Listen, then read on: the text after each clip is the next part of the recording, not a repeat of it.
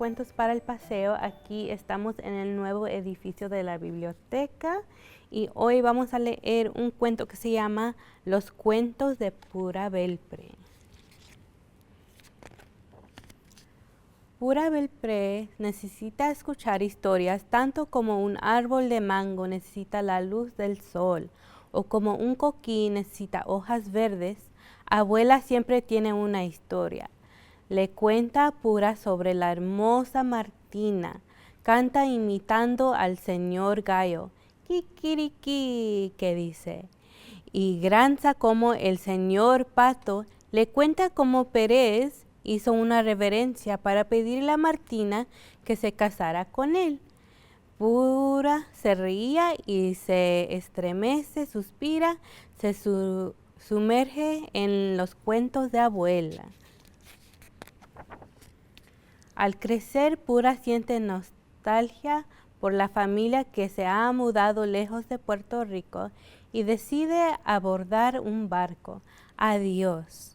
En Nueva York, echa de menos el sabor del mango y el canto del coquí, echa de menos los cuentos de abuela, pero en Harlem también bullen historias emocionantes.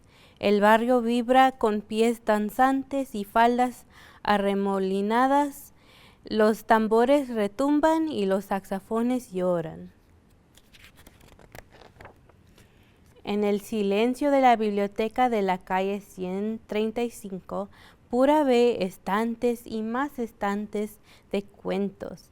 Ve a una bibliotecaria tomar un libro y dárselo a una niña. Y está la bibliotecaria y le está dando el libro a la niña. Y ella piensa, si yo pudiera hacer lo mismo que la señora por el resto de mi vida, sería la persona más feliz del mundo.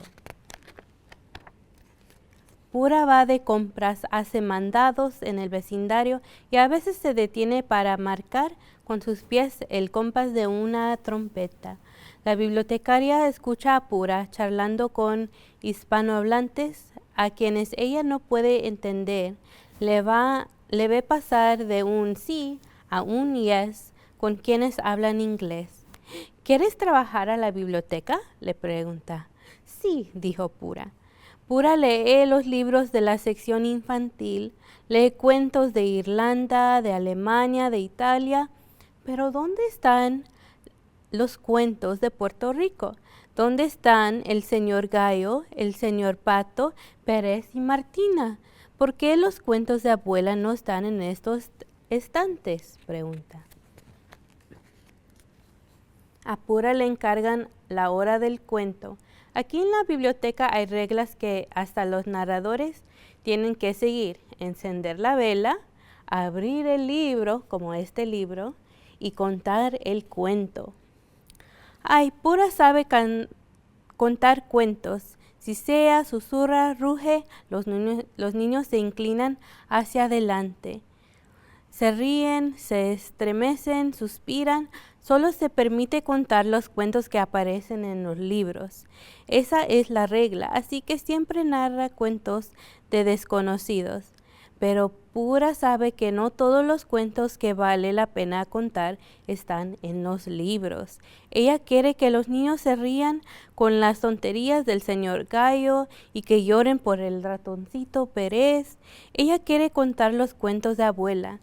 Pura decide que romperá las reglas. Practica la manera de cantar como el señor Gallo, kikiriki, y el retumbar del señor Sapo, borom, borom. Ensaya gestos pomposos que evocan el fino sombrero emplumado de Pérez y canta las tristes melodías de la canción de Martina. Cada palabra y cada acción le dan vida al cuento. Es el turno de Pura para contar un cuento a sus jefes. Ella ha observado a las demás bibliotecarias, encienden la vela, muestran el libro y leen sobre valientes reyes y hermosas reinas. Ella tiene un plan diferente. Contará la historia de una cucarachita que se enamora de un ratoncito. Va a contar el cuento de abuela. ¿Acaso le tiemblan las manos? Quizás, pero aún así encienda la vela y cuando se voltea de frente a su público, sus manos están vacías. ¿Y el libro?, preguntan. Había una vez una cucarachita española llamada Martina. Pura cuenta el cuento de abuela justo como lo habían ensayado. El ratoncito chilló, chui, chui, y el público se ríe. Linda Martina, ¿se quiere casar conmigo? Todos suspiran. Perdió el equilibrio y se cayó en la olla y se estremecen y asombran. Todos saben que Pura ha roto la regla. Su cuenta no está en ninguno de los libros de ninguna biblioteca, pero sí me casaré contigo, dice Pura.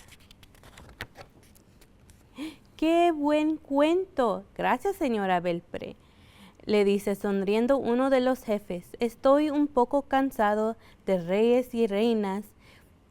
Está decidido, Pura puede contar sus propios cuentos siempre y cuando diga que quizás algún día se publicará en un libro. Niños cuyas familias vienen de Irlanda, Alemania, Italia y otras partes de los Estados Unidos.